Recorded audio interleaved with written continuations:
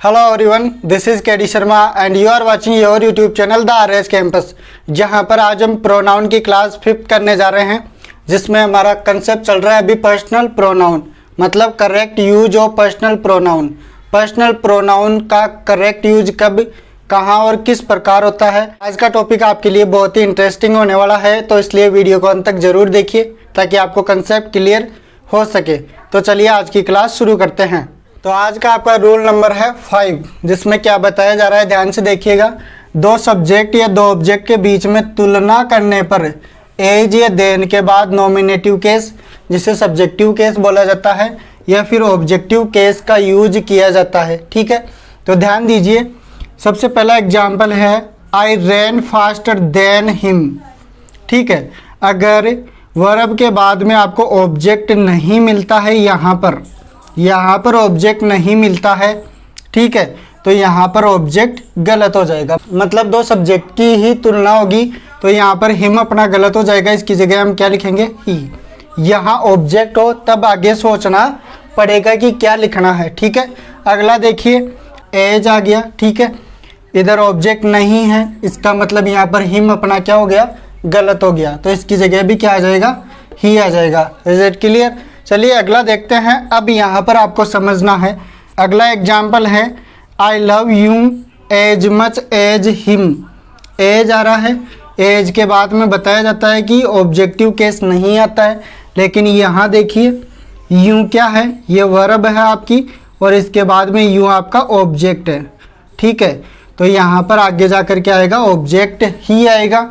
इसका मतलब अपना ये सेंटेंस बिल्कुल करेक्ट है। लेकिन ऐसे क्वेश्चंस आपको फिल इन द ब्लैंक में पूछे जाते हैं, जहाँ पर आपको ऑप्शन दिए जाते हैं, उन ऑप्शन में से चूज करके यहाँ पर लिखना होगा।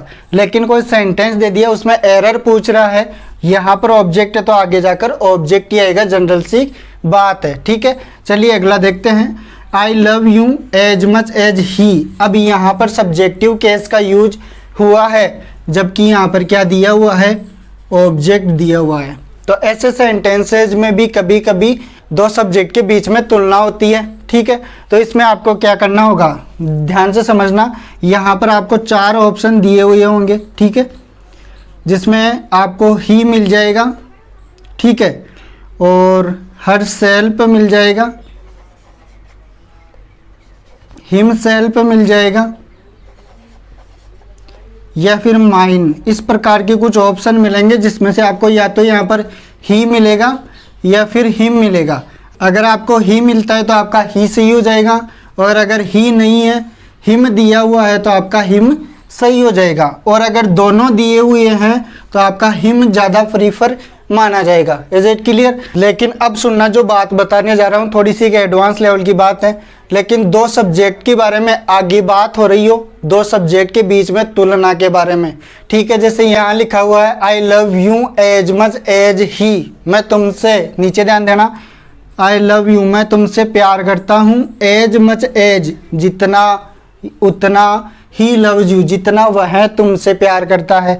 ठीक है, लेकिन तुम हम दोनों के प्यार को ही नहीं समझते हो, तो आगे जाके ये सेंटेंस बताएगा कि दो सब्जेक्ट के बीच में तुलना हो रही है। ठीक है, दो सब्जेक्ट के बीच में तुलना हो रही है। ठीक है जी, इस युग को क्या बोला जाएगा कि हम दोनों तो तुमसे बराबर प्यार करते हैं, लेकिन तुम उस प्यार को नहीं समझते हो। तो इस प्रकार आपको सेंस के आधार पर भी यहाँ पर सोचना पड़ेगा, जबकि लगभग इसके questions fill in the blank में पूछे जाते हैं, जिसमें आपको ऑप्शन मिल जाएगा, या तो ही आएगा या हिम आएगा। I mean to say that, या तो सब्जेक्टिव केस आएगा या ऑब्जेक्टिव केस आएगा। ठीक है, तो आपको कौन सा लिखना है, जो ऑप्शन मिलेगा वही लिखना है। तो वहाँ पर आपको देखना है कि ऑब्जेक्टिव केस है या सब्जेक्टिव केस है।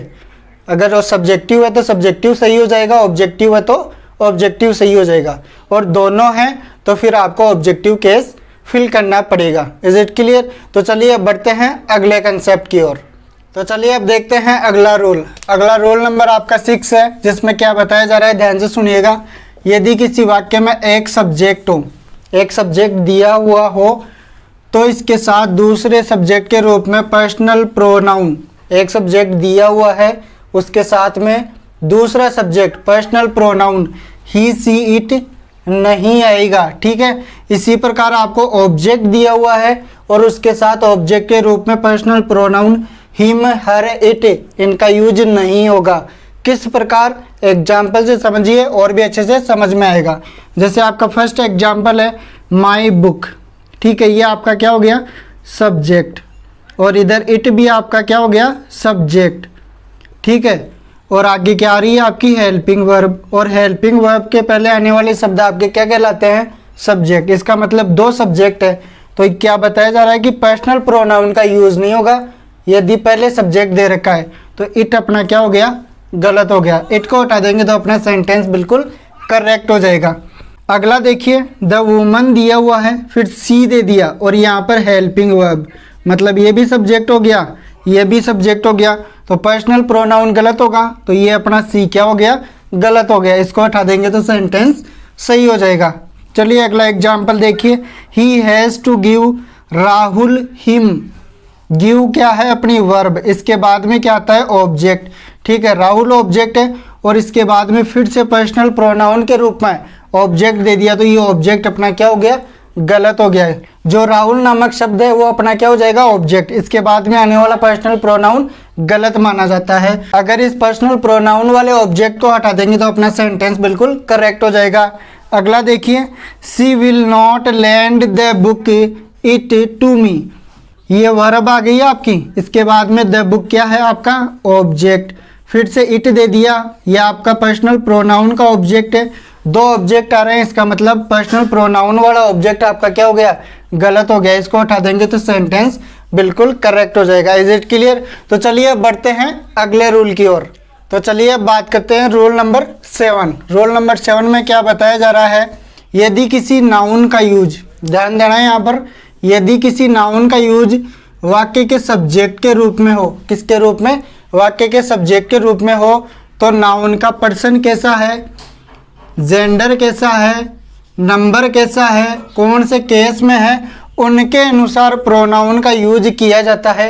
एग्जाम्पल से देखो और भी अच्छे से समझ में आ जाएगा।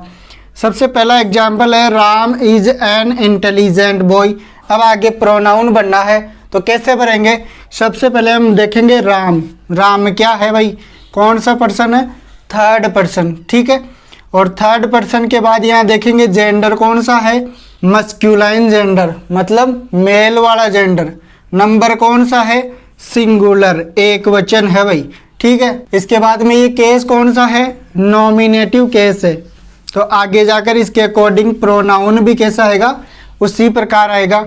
तो राम कौन सा है? मस्क्यूलाइन जेंडर है, तो इसके लिए कौन सा प्रोनाउन यूज होगा भाई? ही हो जाएगा, ठीक है। अब साधारण भाषा में देखो, यहाँ पर Anamika is a good girl. Anamika एक है, सिंगुलर है, ठीक है, और फेमिनाइन जेंडर है, तो यहाँ पर कौन सा प्रोनाउन आएगा? सी आ जाएगा। तो अपना सेंटेंस सही हो जाएगा। Is it clear? अगला देखिए, दीज बॉयज। बॉयज क्या है? प्लूरल नाउन है, तो आगे जाकर प्लूरल क्या आएगा? दे लिख दे, क्या दे लिख देंगे तो अपना सेंटेंस बिल्कुल करेक्ट हो जाएगा। अगला देखिए, the knife is blunt. Knife पता नहीं मस्क्यूलाइन है, फेमिनाइन है, कौन सा जेंडर है नहीं पता। तो इसके बारे में आपको पहले भी बताया था कि किसी नाउन के बारे में अगर नहीं पता हो कि वो कौन सा जेंडर है तो उसके लिए हम किसका यूज करते हैं? इट प्रोनाउन का यूज करते हैं। Is it clear? अगला देखिए, दीज मैंगोज। मैंगोज क्या है? प्लूरल है, और प्लूरल के लिए किसका यूज होगा? दे का यूज करेंगे। तो इस प्रकार अपने ये सेंटेंस बिल्कुल करेक्ट हो जाएंगे, ठीक है जी। तो इस प्रकार से अपनी क्लास कंप्लीट होती है। अगर आपको वीडियो अच्छा लगा हो तो वीडियो को लाइक कीजिए, शेयर कीजिए, कमेंट कीजिए, और चैनल पर पहली बार आए हैं तो चैनल को सब्सक्राइब जरूर कीजिएगा ताकि आने वाले लेटेस्ट वीडियो की नोटिफिकेशन आपको तुरंत मिल जाए। तो फिर मिलते हैं अगले वीडियो के साथ, तब तक के लिए टेक केयर, बाय बाय।